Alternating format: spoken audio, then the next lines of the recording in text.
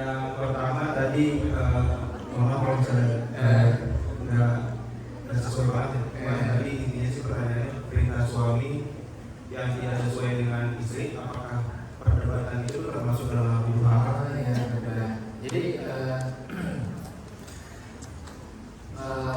di dalam agama kita ada sebuah konsep dasar yang sangat luar biasa ya teman-teman dalam pernikahan itu, bahwa wanita atau ibu itu kan madrasah ula, gitu kan, madrasah pertama dalam rumah tangga, dan kemudian laki-laki adalah kepala sekolahnya, gitu kan, kayak gitu. Konsep dasar dan pengambil keputusan itu mutlak harus laki-laki. Pengambil keputusan mutlak harus laki-laki.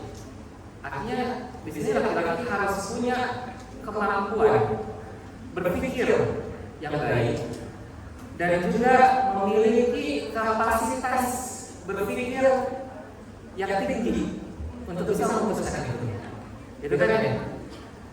Tapi kemudian kita harus sadar bahwa dalam mengambil keputusan dalam rumah tangga itu wajib hukumnya ada diskusi, bukan sunnah, tapi wajib.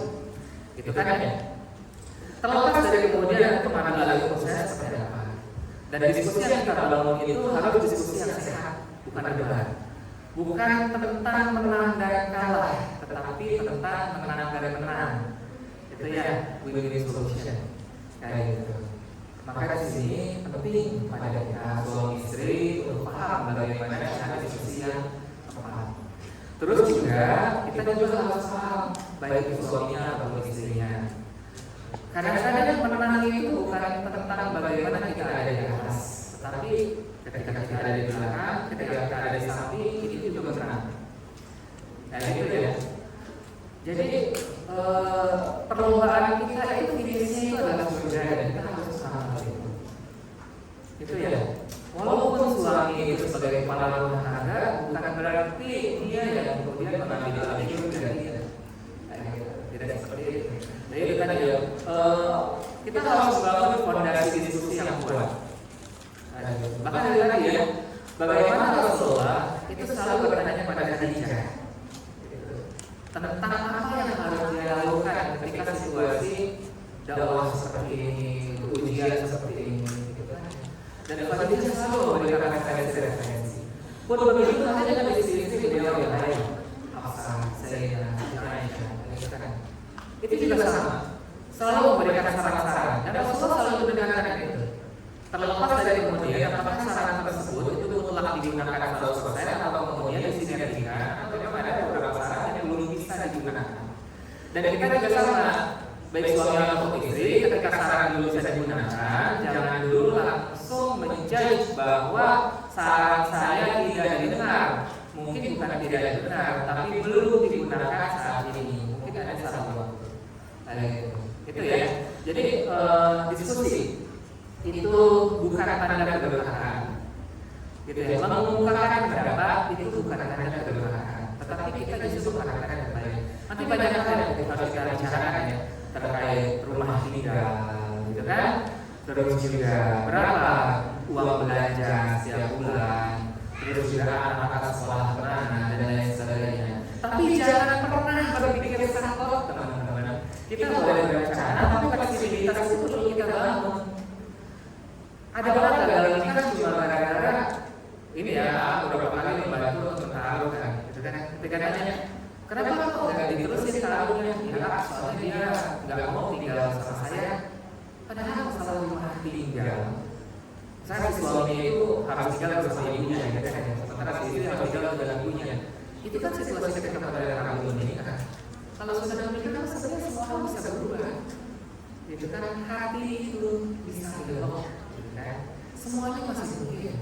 Ketika masih single, saya tetap pengen jadi orang terang dan saya nggak mau nikah orang terang. Lihat dulu. Barangkali setelah menikah, walaupun suaminya kerja di Jepang, ternyata ada rezeki dipindahkan dia ke sini. Nggak usah kelak, gitu kan. Berpikirlah sebagai manusia, kenapa kita manusia? Kita bukan penentu takdir. Tidak ada satu takdir yang dibuat berdasarkan lisan kita. Bahkan Allah tidak yang dari kita. Karena ada banyak orang yang mendoakan buruk sehingga Allah yang mengabulkan itu, ya kan? Jadilah manusia. Karena kita ada di sana. Kayak gitu ya. Gak usah merusak kok yang gini. Enggak. Kenapa? Rencana Allah itu yang terbaik. Rencana Allah yang paling indah.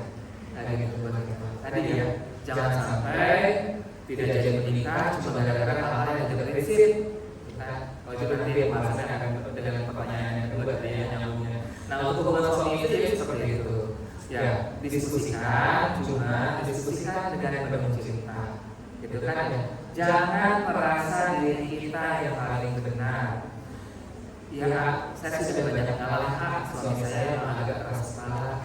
Oh, kalau pertanyaan seperti itu, justru sebenarnya jawabannya sudah jelas. Artinya dua-duanya keras kepala. Karena orang tahu itu tidak akan mengatakan dirinya yang lebih baik. Gitu. Itu ya. Walaupun mungkin sebenarnya suaminya keras juga. Gitu kan ya di situ. Jadi tadi kita diskusi, dia kasih tahu pendapat, lihat dulu situasi. Gitu ya. Terus kalau memang suaminya agak cenderung keras kepala, jadi laki-laki itu punya gengsi yang sangat luar biasa. Ya, teman-teman nanti perlu memahami oleh perempuan. Laki-laki punya gengsi yang sangat luar biasa, yang itu penyakit yang sebenarnya kurang bagus buat seorang laki-laki. Mendengar nasihat dari istri itu berasa direndahkan. Dan ini teman-teman buat seorang laki-laki ketika istri berbicara, jangan selalu menganggap semua ucapan istri itu merendahkan kita, tidak semua hal. Karena bahkan dalam situasi tertentu, kadang istri berbicara dia tidak tahu itu konteksnya apa. Ambil yang baik, buang yang buruk.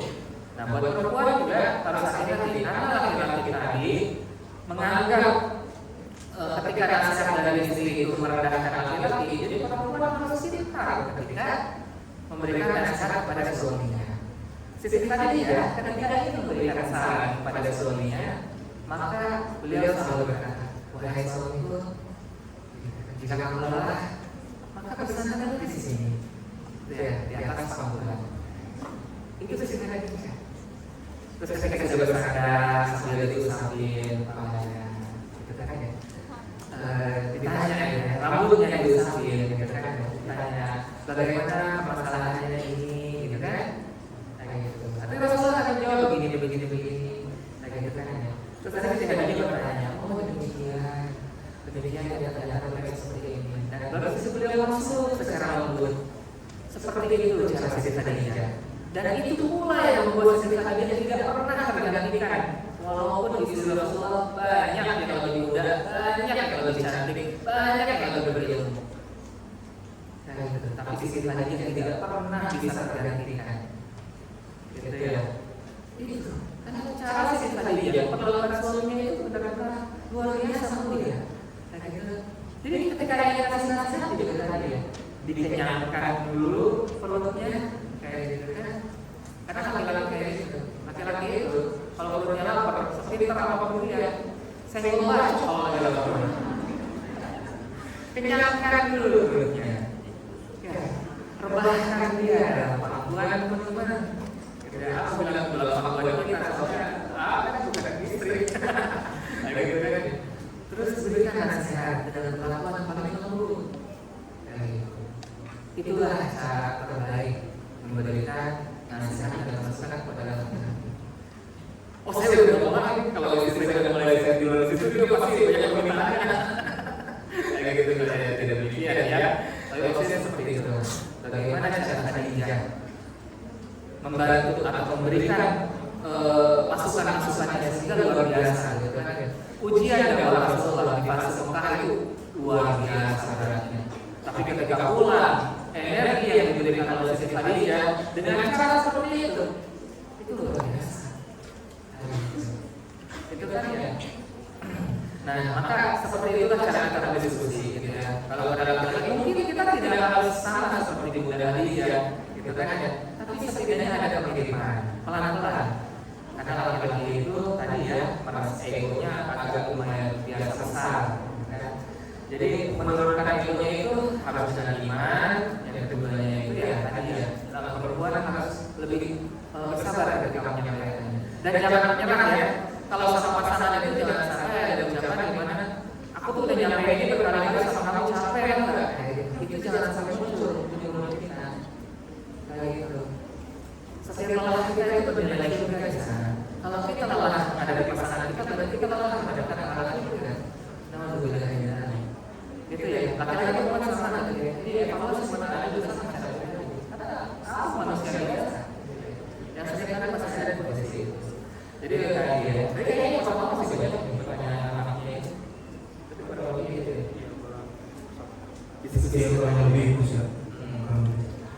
Dan itu tadi teman-teman, kalau kita punya tujuan, kita harus paham tujuan itu kalaupun ternyata panjang dari akhir, artinya pahala kita untuk mencapai tujuan itu makin panjang. Ya, jadi jangan menyerah hanya dalam 1-2 kali pembahasan, terus ketika saat kita tidak dengar kita langsung stop, jangan terusin, gitu ya. Mungkin hari ini ketika kita berbicara pasangan kita, terus dia tidak mendengar, bisa jadi karena situasinya itu tidak memungkinkan ya. Entah situasi suasana hati yang mungkin sedang kayak gimana, atau cara kita menyampaikan yang kurang tepat, tidak apa. Gagal hari ini, insya kita tahan dulu. Jangan langsung gagal hari ini, besok lagi deh. Tahan. Kita harus punya sesi tarik dulunya. Kayak gitu. Itu ya, kurang lebih itu tuh. Tapi tadi ya, dalam rumah tangga itu diskusi mutlak harus ada, itu wajib. Diskusi itu adalah sebuah kewajiban yang harus berlaku dari pada. Tapi tadi ya, memang kewajiban suami untuk menentukan ini akan kemana. Kayak gitu. Tetap itu menjadi kewajiban suami. Jadi para suami juga ya, jangan sampai bilang ada kata-kata kamu aja deh, jangan kayak gitu teman-teman. Kenapa? Karena itu tidak sesuai dengan konsep agama kita. Tadi ya, kita bertanya kepada mereka harus, pada diri harus, kan? Tapi langsung bilang menyerahkan kepada diri jangan, karena tetap pengambil alih urusan itu adalah agama. Karena kalau kayak gitu nanti nambah nggak akan beres-beres gitu kan? Dijawab terus kan